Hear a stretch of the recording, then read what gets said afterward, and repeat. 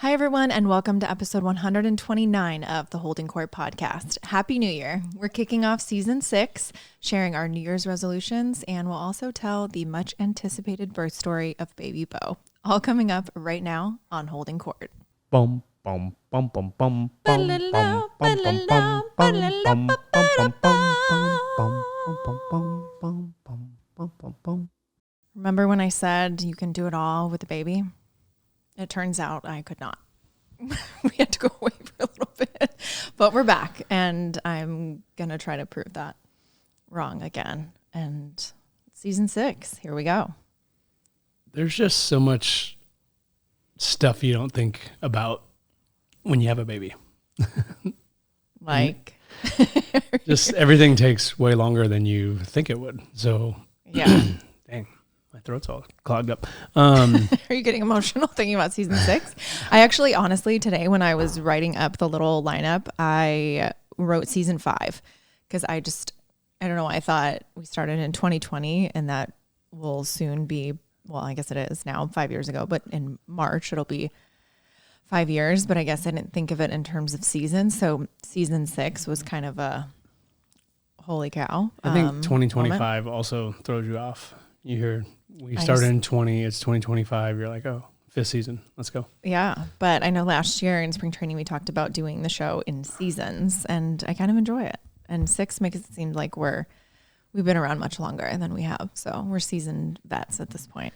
It also unintentionally seems like we ended season 5 with like a finale when, even though it was not really our intentions to end it the way it ended. It was a cliffhanger because I asked everyone if they wanted to hear the birth story, and we got a overwhelming response that people wanted to hear it. And I was kind of surprised because I don't know. I didn't know if there would be any interest, and there was.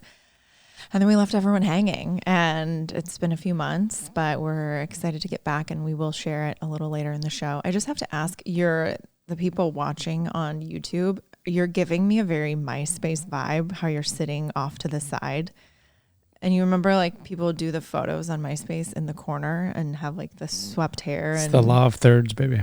The rule of thirds. The rule of thirds. You're going photography here? Yeah. Or you're just covering up the wine fridge? I'm covering up the reflection of our wine fridge. I have mirrors and all that. So maybe in season 6, I'll get a studio, have a little more consistency with the background. And I just wanted to show off some of the finishings in our house. Okay. Here. Beautiful. Yeah. Love the wainscoting. Is that how you say it? Yep. Okay. Close enough. Happy New Year. Happy I know New Year. it's a weekend, so it's time to probably stop wishing people a happy New Year, but we have to talk New Year's resolutions. When is it too late to wish somebody a happy New Year? I think now that everyone is back to work, people are back to school, the holidays are over. You started taking down Christmas. Christmas is over. Holidays are over. And I think we're done. I don't know. I guess if it's someone that you haven't seen yet, but I would say today is probably your last chance. So we're not fully done taking down. There is a little bit of garland still on. That might stay. Little pine accent on the stairs. It's coming down though. The exterior of the house is coming down. You went pretty big this year. We were actually in LA for the holidays, which it's been, I want to say 9 years since it's been a while. Been here for Christmas, and you did a pretty good job on the decorations outside, I will say. You had some fans, some tiny fans in the neighborhood that love to stop by our house on their walks and see all your inflatables and everything you did. So great job. Thank you. It was very simple, very clean. Love that. And when people walk by and stop and say, oh, this is my kid's favorite house. Makes it all worth it. Makes it all worth it. Yeah. And then you spend hours taking it down and you're like, oh, why did I do this? I'm kidding. It comes down way faster. I'm not taking any time taking it down. I'm doing nothing of the sort, but you are. Really? That's all you. You want to decorate, you got to take it down. Okay. What about inside? I feel like I should have the outside duties and you should have the inside duties, but I can so far. I can help you with I can help you with the tree. You're taking down all the ornaments. Okay, that's your job. I can do that. Especially our ornaments, not the like random Target little silver balls. Yep. Okay. I'll get the balls down. I want to move into New Year's resolutions because I've set a few this year. And I don't know. How do you feel about New Year's resolutions? Do you like them? Do you think there's some people that are in the company of you should just, if you want to decide to do something, just do it right now. Don't wait for the first. Don't wait for a Monday. Don't wait for a new month. Where are you at on that?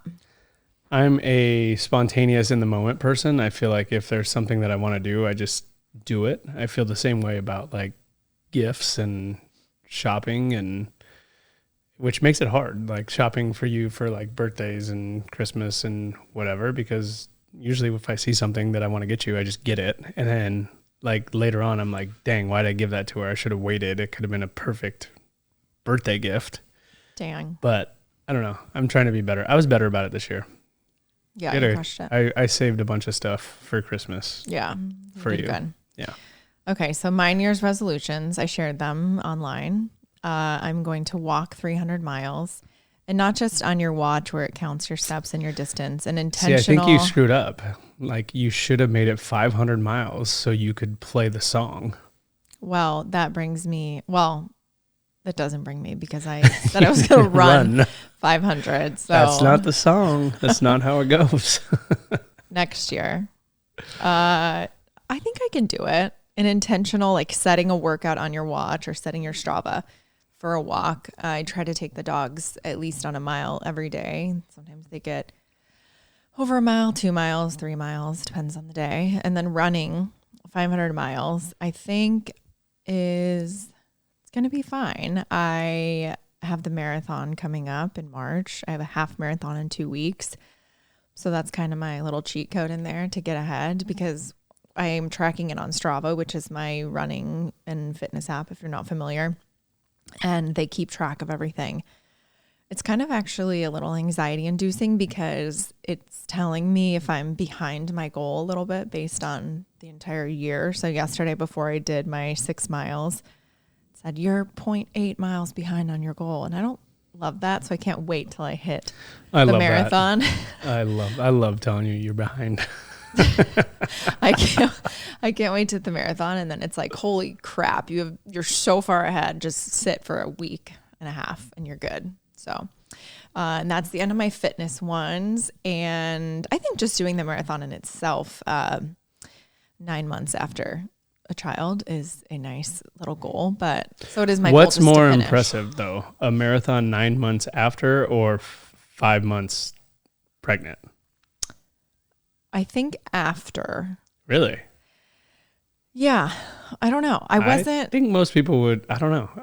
I should aftermath. I should not step into this conversation as a male, but I think most people would think that running a marathon 5 months in is way more impressive. I mean, I felt good doing it in March, and my energy was still good. I felt great. I wasn't super showing yet, so there wasn't a lot of like being uncomfortable physically. I think the aftermath of a child just flying out of the chute like just ravages you. You got to pee a lot more. You got to like your energy, like your body's just different, like getting used to things. We'll get into that miracle of life in a little bit.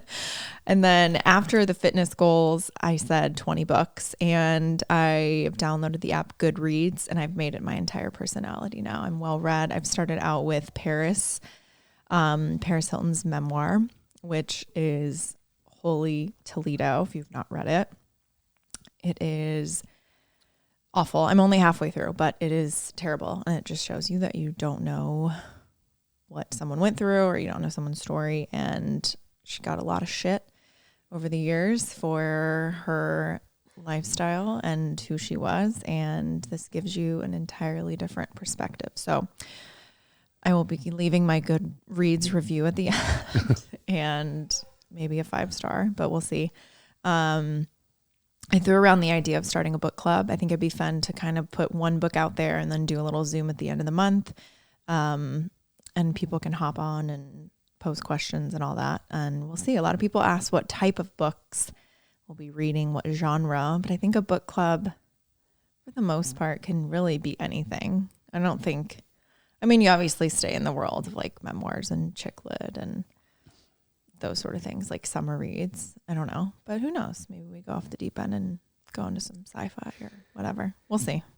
I think the content is less relevant in a book club. And especially, I mean, you've had book clubs with friends who are living all over the country. And I think the moral of the book club is connectivity and staying in touch and giving you and your friends a bunch of reasons, or a reason to meet once a month or at the end of every book and talk. And I've been around during some of those Zoom book clubs, and I know that you don't just talk about the book club.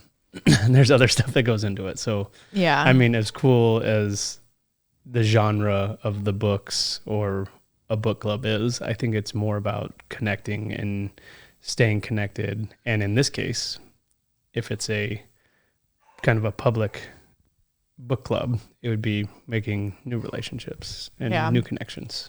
Yeah, I think the friends, when I had one during COVID, and I think maybe a year or two after, and it just became a lot of like catch up sessions, like what's happening at someone's work. They got promoted, they switched jobs, their relationship stuff. But when it's a more public one and it's a lot of people that you don't know, I really don't know where the discussion will go. I think it could be fun to see if we could get an author on there, someone involved in the book. I don't know. It's just kind of an idea. I got a pretty good response. So we'll see if I become the next Oprah or Reese Witherspoon and start a book club. Big dreams. You know, it's always like that, like January, just fresh starts and aspirations and goals and plans. And it's exciting. That's why I think I love New Year's, and we'll see what happens. But I'm excited. Do you want to share yours? I don't know if you even settled on all of yours. I don't know. I mean, I guess I'm kind of boring. We always kind of have like the same niche of resolutions because we live together and it makes sense. So, yeah. I mean, I put together some little like the walking, right?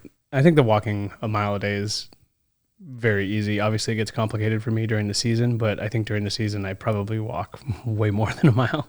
At least 90 feet. The running, I like going out and doing the short training runs with you, miles, 2 miles, 3 miles. So, going to try to do like 25 miles in January and February before the season starts and see where that goes. That's doable. And then I am not much of a reader. I never have been. So I am going to try to. You did love the Harry Potter books. I remember that about you. I crushed the Harry Potter. So quick sidebar story. I was a TA for our vice principal in high school, and I thought it was like the smartest thing in the world because I wasn't going to have to do anything. I was just going to sit in his office and hang out. And little did I know, he was like, I'm on to you and your plan. If you're going to be in here, you're going to do something constructive. So he handed me the first Harry Potter book. And I was like, what do you want me to do with this? And he's like, if you're going to be in here, you're going to read. And next thing I know, in the semester, I don't know how many I finished in that semester, but I read like all 7 Harry Potter books, and maybe the last actual book nonfiction books I've read. I don't know. But yeah, I'm going to try to read 12 books this year. I'm going to keep it. That should be very doable, very light. And yeah. Harry Potter. Wow. I think my main thing is to try to spend less time on my phone. So reading and walking and running should get me off my phone. I think it's a good at night winding down too. In bed, Bo's sleeping, instead of picking up the phone and staring at a screen. It's nice to kind of wind down and read a book. So it's a lot easier with Bo because you don't want to have the TV on and you don't want to have sound on your phone. You don't want to have lights on. Even though I think once that he goes to sleep, could sleep through. Yeah, but it's like, okay, he's down. A foghorn. I'm not ready to sleep yet. Okay, let's grab a book. Yeah. So I love it. We'll keep you guys posted on it. Share your resolutions. I asked a few people. There was actually someone that said they wanted to be a guest on the podcast, and we are working on them for next week. So we'll see if they want to check off their resolution to start the year in January. Okay, guys, it's time to turn back the clock 6 months ago when we had sweet little Bo join us. Sweet little Bo Jordan. Are you ready? It's already been 6 months. That's crazy. I know. This week, it's wild. In a way, it feels like a long time. And then it's a flash in some. I don't know. Do you think it's went by fast? I think it's both. Like the days seem long, but then the 6 month period seems like a blink of an eye. So yeah, I think he's just starting to get big fast. Like in the beginning, I feel like he was tiny, and now that he's growing and hitting more milestones, it feels like it's going by a little faster. So, but then when you say you gave birth 6 months ago, it does. I think it does feel like 6 months ago. So I don't know.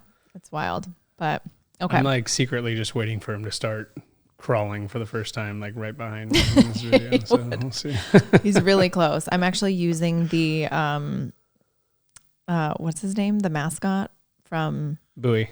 Oh yeah, from Seattle's hockey team, and I was kind of luring him Kraken last night and holding it in front of him, and he did a big reach and then just face planted.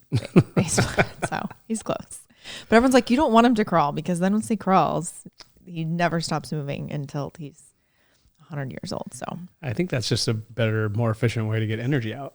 Yeah, we'll see. Yeah, I might eat those words real fast. So yeah, stay small, baby. Okay, so we were in Toronto, as you know, and 37 weeks-ish. I think it was like 37 weeks and 3 days. Okay, so set the scene. I went to the game in Toronto, obviously, and it was weird. I was there by myself. I went on StubHub, whatever, got like a single seat down below because I liked those seats. They were like really comfortable and like cushioned. And this is July 2nd, right?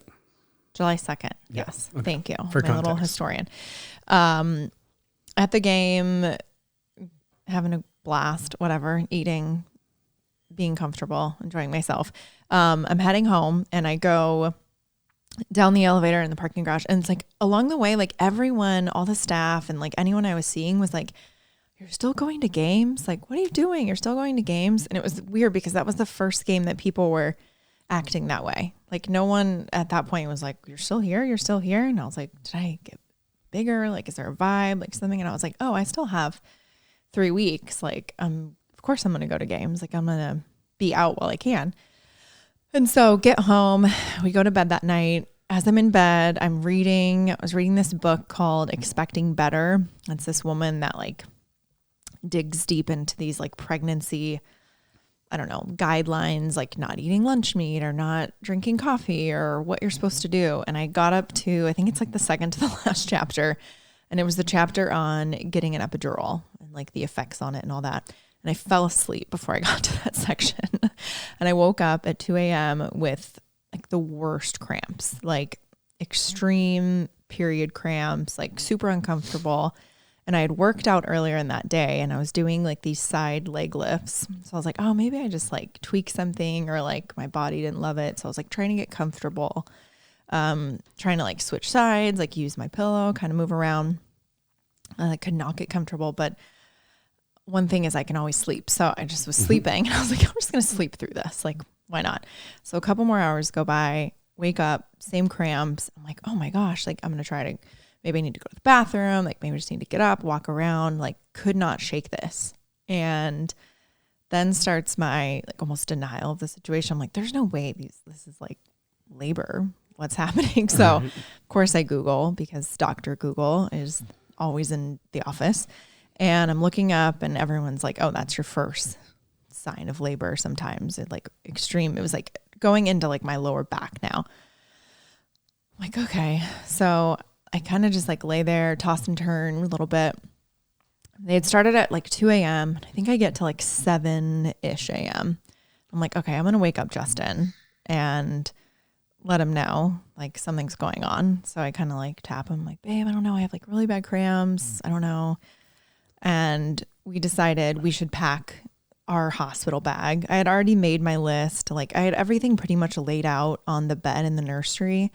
It just wasn't in a bag because a lot of stuff you're using day to day. Like you grab your pillow, you grab your slippers, you grab your toiletries, like that kind of stuff, like whatever. So we go in the nursery. And I have my like Dagny over bag ready to go. I'm like very excited about all my items and how I was like so ahead of the game with my packing list, but clearly didn't get everything in the bag. So I go to reach to grab the duffel bag and pull it down and my water breaks. And it was exactly like the movies, because a lot of people say, oh, it doesn't really break. Like it's more of like you peed yourself a little, or like it maybe doesn't break at all and they have to break it for you. No, this was like Niagara, very topical being in Toronto. Like a splash was on the wood floor in the nursery. And I was like, okay, good thing we're packing our bag. We're doing great. I think I was very calm. Very calm. I asked you to find the little packet of information and call labor and delivery and ask what we should do. I was assuming we go in, but sometimes I don't know. I think when your water breaks, it's different. But I think if you just think you're in labor, they tell you to kind of labor at home for a little bit. So you call and they're like, yeah, come in. We're like, okay, cool. Great. Love that. So we finished packing the bag. I feel like I didn't really have a strong sense of urgency. If you remember, I don't know. Have you ever in your life nothing really had changed? A sense of strong urgency? No, so nothing really changed. I think our thought was the dogs were there. So we had to call our friend Michelle and ask if she could come over and watch them and let her know what was going on. And then it was out the door and we didn't really know. I don't know. I guess we're assuming we're coming back home with a baby, but you never know. You hear that people go in and it's whatever. But I think when the water breaks, that means normally it's go time. So we start we did pack pretty fast. I mean, I think we were out the door after the phone call in like 35 minutes, 40 minutes. So it wasn't. Yeah. I stayed in my pajamas. A little urgent. I don't know why I didn't change my pajamas. I just had this massive like wet spot on my pajamas, but I just was like, let's roll. You have all these ideas that you're going to go in and you're going to like have a blowout, and you're not a blowout, like a baby blowout, but like you're going to have your hair done and like you're going to be all cute and fresh, and it didn't happen. You were cute. Thank you. I don't know about fresh, but you were cute. There's nothing fresh. Okay. So we get in the car and it is now rush hour. It's what, 8:30? Yeah. 9 around there. And we don't live far. Like we live in Etobicoke in Toronto, which is near the airport. But what we did have was traffic, and a lot of it. Toronto, I will say, has probably, I don't know, I'd say the worst traffic I've ever encountered, just because of like the layout of the city. Like there's really only like one way to get. There's one highway downtown. Yeah. And so we kind of took the streets, and it's about an hour. So we're on our way there, and I'm like starting to like feel contractions. It's like 9 miles, by the way. And it took like an hour. I think it's like 17, but it takes like over an hour. I don't know. Yeah. I'm Googling. So I'm like feeling the contractions now. I'm like, great. So Justin's I think you made a few phone calls on the way. I don't really know what happened. I was just kind of like vibing in the passenger seat. And then I decided to pull out my phone and just start like filming you and asking you questions as if we're going to have this like home movie of the whole experience, which that never happened. Okay. So we get to the hospital, and mind you, our car is like very tall, and it did not fit in the hospital parking garage unless you like didn't lower it. And so you have to kind of like say a small prayer when you pull in. I learned this going to my appointments before, and you're kind of scraping a little, but you just kind of, so you drop me off at the entrance. I assume they have valet. Silly me. There's no valet. Just assume you like toss someone the keys and we sprint in like in the movie.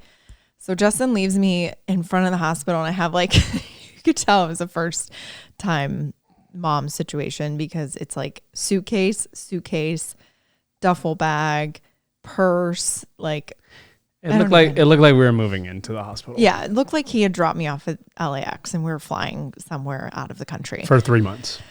Yeah, but whatever. I want to be comfortable. I don't know how long I was going to be there. And so Justin parks, and my water is just like breaking, and people are asking me if I'm fine, but I'm just sitting on a bench chilling. So I'm like, yeah, I'm great. I'm doing fine. So we go in, you have to go upstairs to go to labor and delivery. And like, I'm leaving like a freaking snail trail through the hospital, which like I should have had a Swiffer sweeper behind me, because I don't know. I assume they're used to fluid trails in a hospital, but I didn't know what to do at the time. And I just went for it. So we get up there and we're checking in and the guy's like, oh, what brings you here today? I'm like, it's one of those movie prank situations. I feel like where we're like, my water broke. And he's like, oh, nice. Is it cold out? And he just starts like asking. I would do my. Are you guys from here? I would do my Canadian accent, but I wouldn't do it justice. And he's just chatting us up like there's nothing. I was like, yeah, it's pretty nice out. I don't know. I was kind of just getting in my car with my pants soaked. I don't know. How's your day going? And so being not from Canada, because Canada has universal health care, so normally everything is covered, but we were self-pay since we're not Canadian. And so everything was technically out of pocket. So you pay, they kind of like name a price. It was a little bizarre. Like for delivery, they hand you the sheet of paper and it's like, bring $5,000 cash to deliver a baby, like, which ends up being like $37.50 US or whatever. But they're like, bring this if you want an epidural, it's like $500. If you want to stay, or if like depending on how many nights you stay, it's $1,200 a night. If you want to put in for a private suite, it's an extra $400 a night. So like apparently you just bring like a sack with a $sign on it of cash. We actually somehow arranged to do like a wire before, which they don't have wires. They have like e-pays there. So it's like an email pay. I still don't understand because I never did it. And the guy needed proof that we had paid online before. So I'm like calling and figuring out records and trying to find emails. Well, we had like the email receipt and he's like, no. I need like the hard copy receipt. And we're like, I'm like, do you have a printers or Kinko's? I can go print something up. Like this guy had no sense of urgency. And I think I actually got my entire vibe for my full labor experience from this man, because if this man was not rattled in the slightest, and I'm sure he's seen some shit and people showing up there in all sorts of conditions.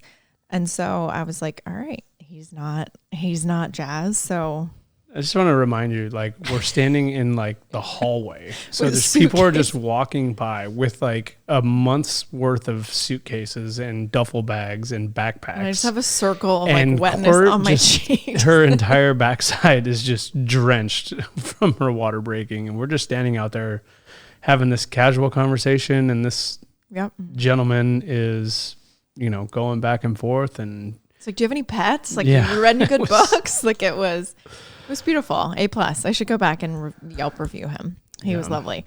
So they get us back in a room and kind of get us checked in. And she's said she's going to find out how many centimeters I was dilated to decide if they were going to send us home or not, which is not really what you want to hear when you live an hour away. So I was already looking at hotels that were nearby because there was no way I was going back home with all my shit.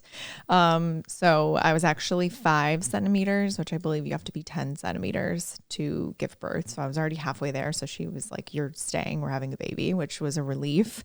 And also like, oh, okay. Like not ready. Like don't have a name. Wasn't really prepared for this. Right. But all in timing, I guess, is how it is. So we get in our room. I think we were waiting for, I don't know what, maybe like 45 minutes, an hour to get into like pretty quick actually. Our like the delivery room. Get in the room and my doctor originally was going to be out of town. And then she referred me to another doctor who was also out of town on this day. So I didn't actually know who my doctor was, but thankfully my nurse from my appointments that I had met before was there. So it was nice to see a familiar face because I hadn't met my doctor, knew anyone yet. So get in the room. I feel like the room was a pretty good size. Yeah. Yeah, it was nice. There was a bathroom. Was there a shower in there? Yeah. Bathroom, shower. There was a big kind of open floor area, window, nice view of the city. Yeah. Little TV that had like 4 channels on it, but hey, that's all you need. Yeah, it was good. So we kind of get settled a little, unpacked, I guess. I don't know. And it's still like early in the day. So I think you started calling family or texting family and just letting them know what was happening. Cause, You had a game that day, and obviously you had to make a decision. If I kept telling you to go, I think. Didn't I tell you to go play? Yeah. Well, I didn't want, because I know that for paternity leave in baseball, you get 3 days. And so I didn't want you to start your clock because I didn't know exactly when I was going to have him. And so once you started the clock, I kept thinking, oh, well, if you don't even have him for 2 more days, you're going to have to leave the next day. So, and where the hospital was, I want to say Rogers Center was what? You could have ran there, honestly. You could have got a mile. You could have done your mile there and mile back. And I don't know. But I guess when it's go time, it's go time. So you don't really, I don't know. Yeah, I think thinking back, like maybe, I don't know. I don't know if I would have went even knowing what I knew, because there's no way I would have wanted to miss it. Yeah. Especially being at home. Like, it's one thing if we were on the road and it's like, okay, wait and see, yada, yada, yada. And then something happens and I miss it. But like, yada, yada, something happens and you miss it. That's how you describe it. No, I mean, like, no, I know. The process gets sped up, or something goes a little faster than anticipated. They always say first baby takes a long time, though. Right. But if I would have been like, okay, I'm going to go to this game, and then all of a sudden they're like, hey, Kourt's ready, it's about to come, and I'm like trying to get over there and I miss it. Like, yeah, because you also don't really have a sense of urgency after a game. You like have to go through your whole thing. Well, obviously I would have urgency in this situation. You're like doing like hot cold contrast after, and I'm like, babe, he's here. Yeah, but I think the thing with that was once you were announced to go, and they had to obviously make like a roster move to get someone in your place, then everyone knows I'm in labor, and then that's a whole thing of like, I don't know. I didn't really have my phone. Like I don't think I told anybody, like I wasn't texting anybody. I think you just let family know and that was it. But like obviously people were reaching out because they saw it through the game and everything. But we kind of kept it to ourselves for a little bit, which was nice. So we get in the room and of course I'm starving, and she asked me, like, are you going to want to do an epidural? Consider with the epidural that I have to order it, and it sometimes takes like an hour for them to bring it, and then it takes a little while to kick in. So like, don't wait until the point of no return and then you call for it, and then you're in extreme pain and it's still going to be a while. And then in my mind, I thought, I'm already 5 centimeters. I'm already halfway. Right. Like, could I do it? And I was like, no. Silly Kourtney, like that's obviously not gonna happen, right? Like I think the first 5 centimeters are probably the easiest, and then you get into like the, what do they call it, like the ring of fire or something. What do you mean you think? You went through it. What do you, like, don't you know? Weren't the first 5 centimeters pretty? Well, yeah, then you get an epidural. So I don't know. I meant if I didn't get an epidural. Oh, got it. Well, like I'll never know. Yeah, I guess. They'll never know. People can tell me. Yeah. People will say to do it, but it just wasn't in the cards for me. I also think it's funny that I never got to the chapter on epidurals in my book, and I fell asleep in the very last night. So I didn't really know. Maybe you should have read it, and maybe you would have avoided the epidural situation. That's true. Maybe I could have found the strength. So I let her know that I wanted to do one, and she's like, okay, well, let's just order it. I think there was a yoga ball in there, and just for like good measure to act like I was like laboring, I just like bounced on the ball for a second. I think you actually took the one and only photo of me. I didn't take one photo. There's at least 20 photos of you. There's no videos. Well, maybe one video, but there's like 20 photos, and a few of them are of you on that ball. I put together this like Scorsese level video of Justin becoming a dad, and I'm like, oh babe, like let me see the videos of me. And there's like this hunched over, I think there's a TikTok of like the photos that I asked my husband to take during labor and what he actually took. And there's all these like glamorous, like baby, like laboring, like this whole deal. And then my photo was like me hunched over a yoga ball, hunched over getting my epidural, which I don't even remember when you took that. And then I think like the upward angle, like the nice double, triple chin situation, which I'm sure is a very beautiful. Can I say a hot take? Sure. I think the only reason you were so excited to do this episode and talk about Bo, obviously you're excited to talk about Bo.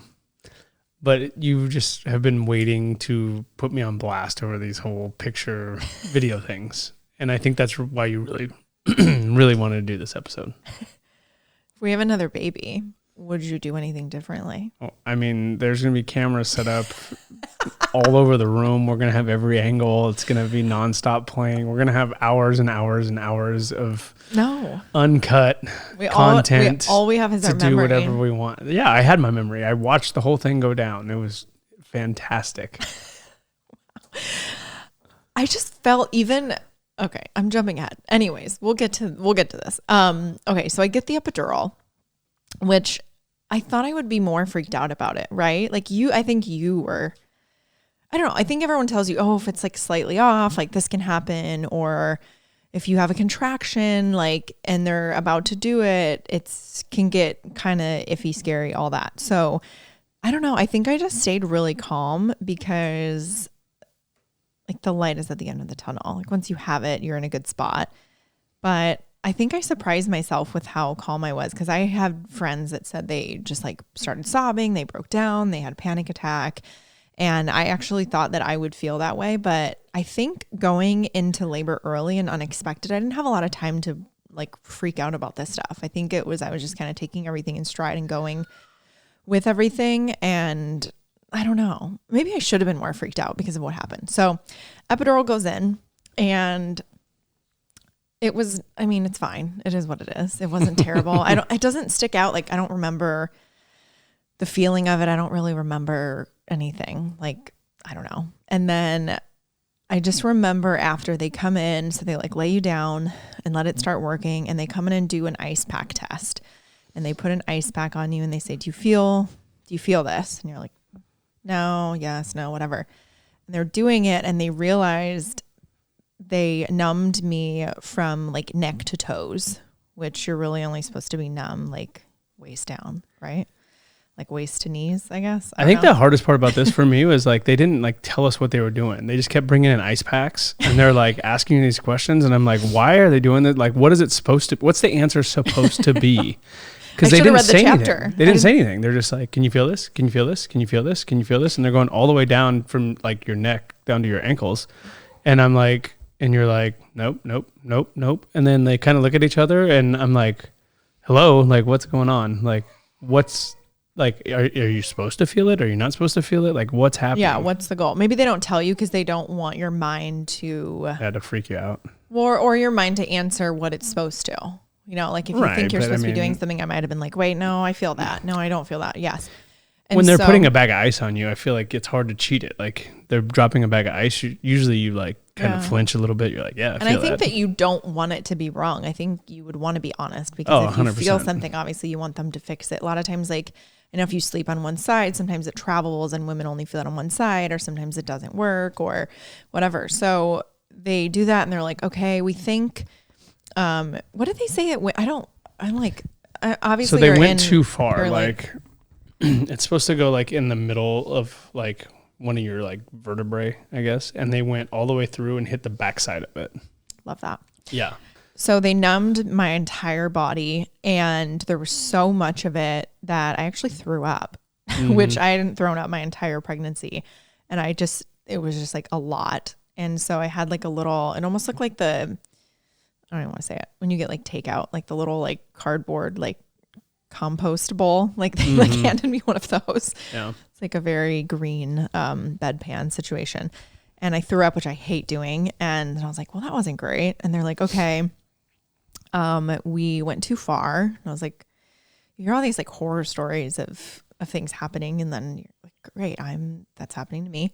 And they let me know that they had to do it again, which I think you were pissed. Yeah. And I think I was like, okay, it is what it is.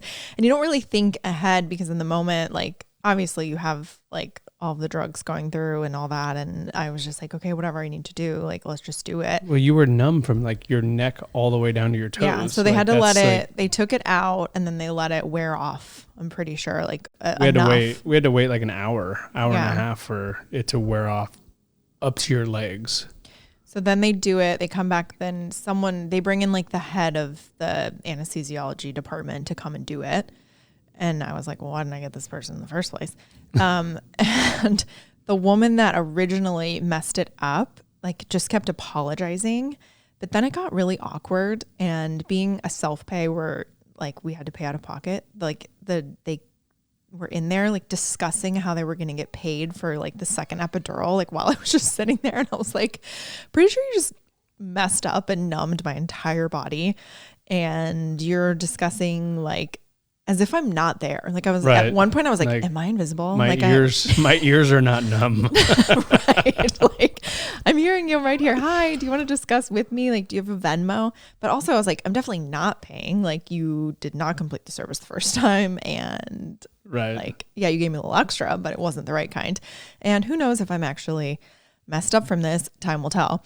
And so that's all done. And then I'm actually in a good spot and I'm relaxed, and well, the second one was actually not so bad because you were numb, right? And you didn't really feel anything. No, like, I think you felt a little bit of the first one. I think I was just nervous because they had already messed it up. And then I was kind of like, I just didn't know if it would be like I would get sick again or all that. But I actually felt pretty good about it. And so get that done. We're relaxing. And then I ask if I'm allowed to eat. And I was really scared of what the answer was going to be because I hear all the like ice chips and like popsicles and all that. And like, I need to be able to eat. And I know that there's a risk that if you have to have a C-section or something goes wrong, obviously they don't want you to eat. But she was like, I'm not going to tell you what to do, but just don't get like a steak or like a burger.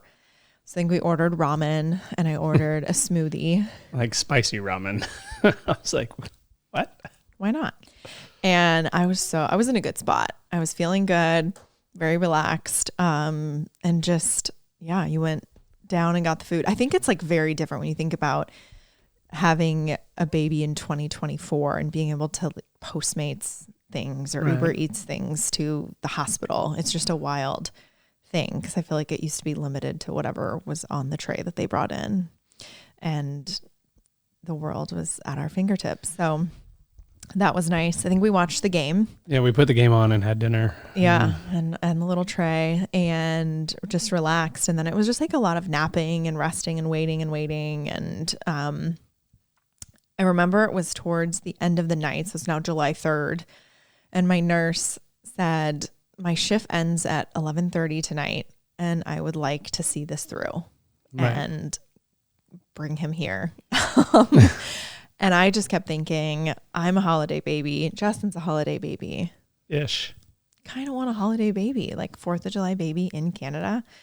So I'm like, I'm not going to tell her, but like, it's not happening. We're going to have to say goodbye to her. You're in control, right? Like. No, but it just didn't feel like it was, I don't know. Who knows? I mean, things can change at any moment. So we are just resting, napping, all of that. I think you're like bringing me salt and vinegar chips every now and then. I actually ordered you because I thought I've heard of stories in LA or different hospitals where the husband can order a bed or like a little cot, but you kind of had this recliner that was from like 1980. It was super old. And I ordered this pad that I think was for like lawn furniture, like a chase or something, and got a blanket. And so you had kind of like a decent setup. I don't know if you were comfortable. I wasn't mad at it. I mean, I didn't care, but I took care of you as much as I could. But if you would have said it was terrible, I would have not cared. I knew better than to complain about anything. Right. No, I think I set you up in a good spot. And this was actually a teaching hospital. So they had students, and I think I let them know that I didn't want students to be a part of you did it-ish. I was like, unless necessary. But I remember at one point, so you're like laying on different sides. And then at one point they're like, okay, he's not happy in that side. Like we gotta, like your numbers are shifting. So let's switch you over. Like you're using like the little peanut ball, like between your legs to like wedge different positions. And at one point, I want to say I woke up and there was, what do you think, like 14 people in the room? There was like 6. It felt like 14. No, it was more than 6. It was like 6. Plus the doctor? Well, okay, 7 with the doctor. It felt like a lot. Okay, but when you're in a deep epidural slumber and you wake up and your room is full of people and they're just like shouting out like medical jargon. I mean, the room was a good size, but it was and they just not massive to where six people made it look full. No one was talking to one another. They were just shouting out numbers. They were like reading my lines, like doing all this. And I'm like, and Justin's like, whoa, what's going on? And they're like, oh, his numbers shifted, like whatever. So then my doctor decides that she needed to turn him. And by the way, this is like the third different doctor. I can't even shift, by the way, because they just keep rotating through like 12 doctors. And this is our third different doctor that has come in and said that, well, I'm taking over. It's my shift. Yeah, I have no idea. I couldn't even tell you her name, honestly. So she is going to rotate Bo. And I don't know. He was John Doe at the time, okay? He wasn't Bo. He didn't have a name. He was, but he was facing up, right? So they needed to turn him over. So you were watching, obviously you had a better angle. I feel like she went to the shoulder. Like, I think she went in there and rotated. You told me she got in there, but like it wasn't as far as I felt. The pressure I felt, she at least hit bicep. Like she was like up and like did a full, right? She got in there, but it felt like shoulder. Never lost sight of the bicep. Like elbow, it was there. I don't know. It felt like a lot. I don't know. I was not expecting it. Like the things that happen, they just come in and do to you and like check things and you're like, sure, why not? Like, I don't know. It's a wild journey. I should have read the books, but I didn't know what to expect. But I don't know. I have so many things that I would say, but I'm No, please share. You're a part of it too. No. Because we're almost getting to the good part. No, yeah, it was weird. Like I didn't know what was going on, and she was just like, "Okay." I was like, "Oh, well, we're in there. All right."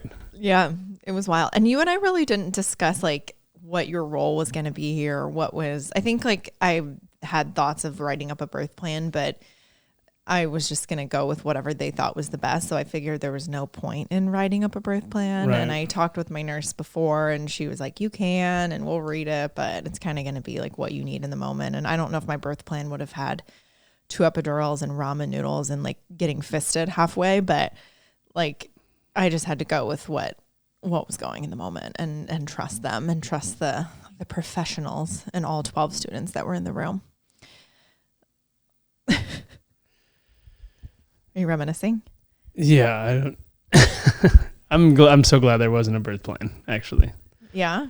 I mean, I think it would have helped me like kind of prepare for what was coming and like what to think was coming, but I don't know. I think that would have gave me too much anxiety, and I already don't do well like in like those rooms and those settings with you for like procedures and stuff, obviously. Yeah, we've told the story. So yeah, I think it was much better that I just kind of was like, all right, what do you need me for? What do I need to do? And then go with the flow. And for me, obviously. Yeah. So you were going through a lot more than I was. So we go through a nurse change. Obviously, it's past midnight now. And I think did like his number shift or something? And they were like, we need to get going, because I think once your water breaks, you have like 24 hours and then you start to risk an infection or something like that. So they were like, I think it's time to like start pushing and it's go time. And thank God I had like 7 naps before them, because I've had friends that said that they came in and like, okay, it's time. And they're like, wait, I didn't get to nap. I'm so tired and all that. But I was rested. I was ready to go. And I had you put on some 90s country, some George Strait going. Yep. Felt like the vibe.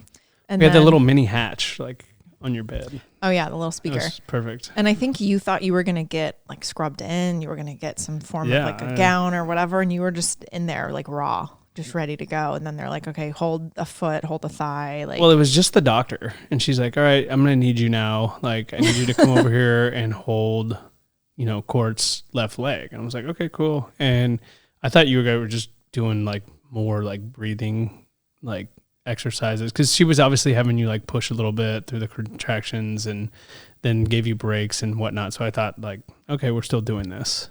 And so I'm like, all right, I'm just holding like not putting on a scrubs, not putting on anything. Like this isn't it. Nope.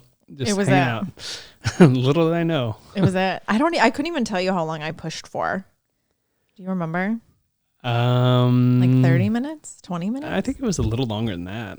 I don't know. I was holding your leg. It's one of those things, like, you're obviously numb, but you feel pressure. And I don't know, you're kind of like, I don't know. It's hard to like know how to push. Like, I think it's something I probably should have practiced, but got the job done. And then after, I don't know, I think you can tell the story of what they told you to expect on your experience with like the pushing and him coming out. Well, like through the whole thing, I mean, first of all, you had the monitors, right? You had your heart monitor on. They had a monitor strapped to your stomach to monitor Beau's heart rate. And like every time you were contracting and pushing, like the heart rates were like shooting up like crazy. And I didn't know if that was a good or a bad thing. And they kept like... We didn't read the book. I didn't read the baby books. Nobody ever had a baby.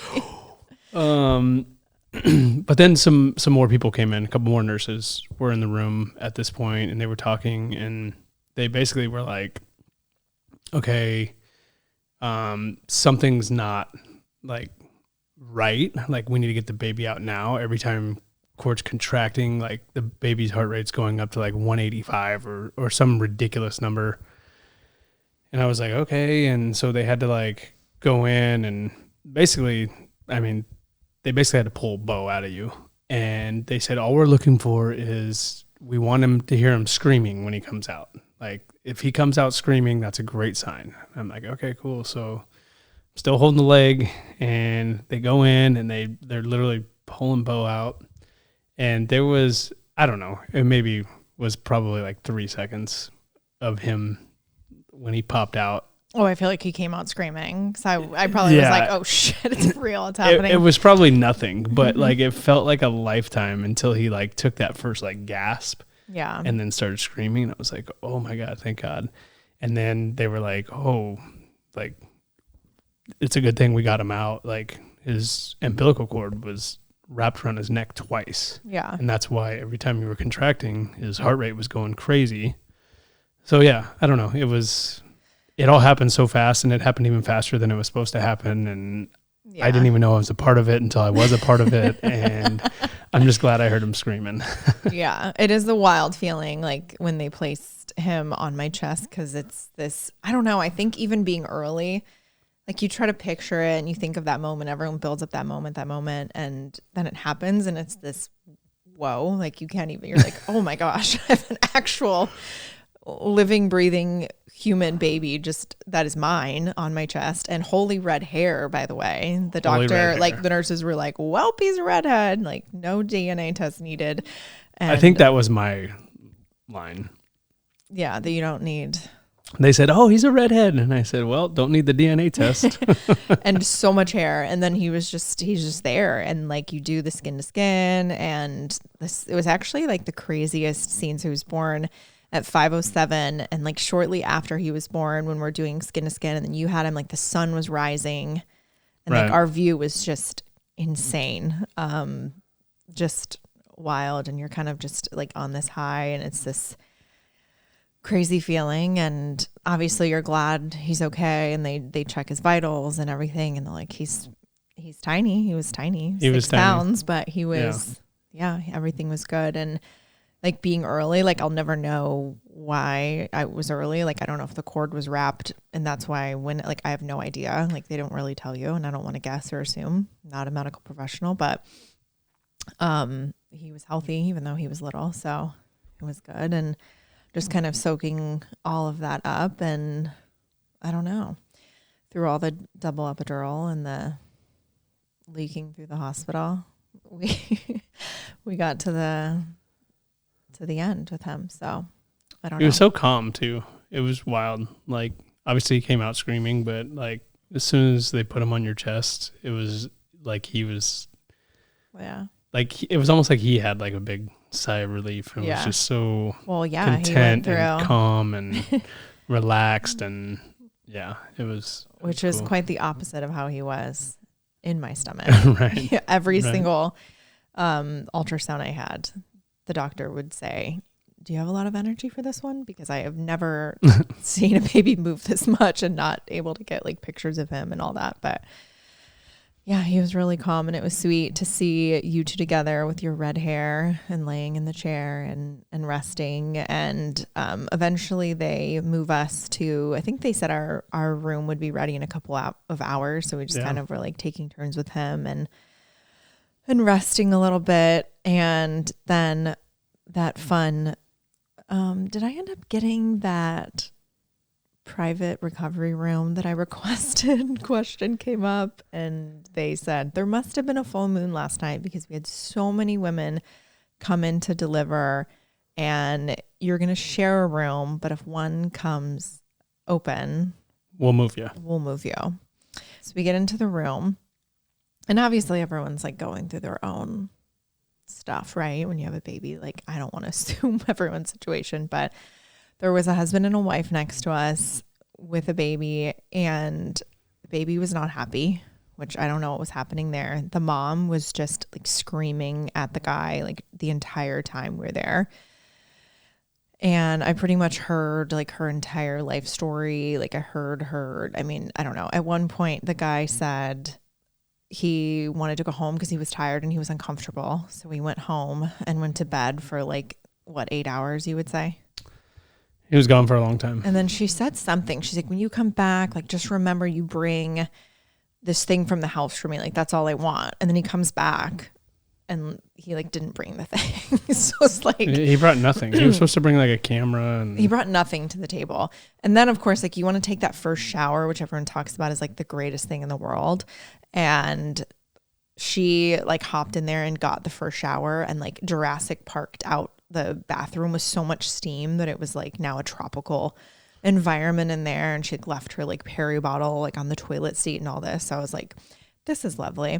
I don't know if a lot of people share rooms. I feel like most of like our friends or family say that like you're able to put in for a solo room, but you don't always get it. So I don't really know what other people's experience were. I think I just thought they were like, oh, we have plenty of solo rooms, so if you want to pay a little extra, you can have one. But that was not my experience. So being separated by like a shower curtain while you're going through this like massive life moment was not ideal. That part was not ideal, obviously. But the harder part was, you know, her baby was having such a hard time. Like, yeah. Literally, I think it was a baby girl, did not stop crying for like 20 straight hours. Yeah. It was wild. And we were obviously exhausted and trying to just like lay down and rest. And yeah, like her baby was not having a fun time next to us. Yeah. And again, like, I don't know what was going on or anything like with their situation, but we were just like, oh gosh, we're just not on the same like page and schedule. And she just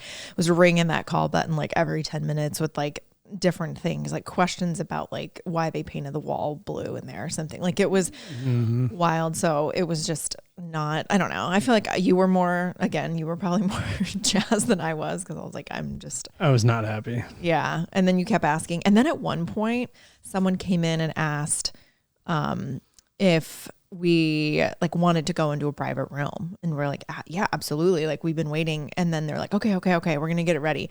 And then they left. And then like, I called for the nurse. Like, I think I only pressed the button twice, and I called the nurse. I was like, hey, are they moving us? Cause like, I think I'm supposed to have more like medication or something. And they're like, oh, we're not moving you. And I said, no, someone came in and asked if we were ready. And they're like, no one came in here. So I don't know if it was like a fever dream or what it was, but they definitely said they were moving us and then never did. But yeah, I don't know. It was a whole experience. There's more I can say and all that, but for another day we can save like the heading home and all of that stuff. I think we pick this up on the next episode and we tell the rest of the story, because there's still some good nuggets in there. Yeah, for sure. But he's healthy. We didn't have a name for him. And unfortunately in Canada, they give you a month to name your baby, which is probably the worst. I know. I was like, just say we have to have a name before we leave here. They should have lied to me, because then we left and they were like, and even on your game, they're like, he's a player to be named later. Like we know they had a healthy baby boy, but we don't have a name for you. But he's here and he's the best. And we'll share more on future episodes. It was quite the experience, but I don't think we would have done it differently. No. Honestly. No, absolutely.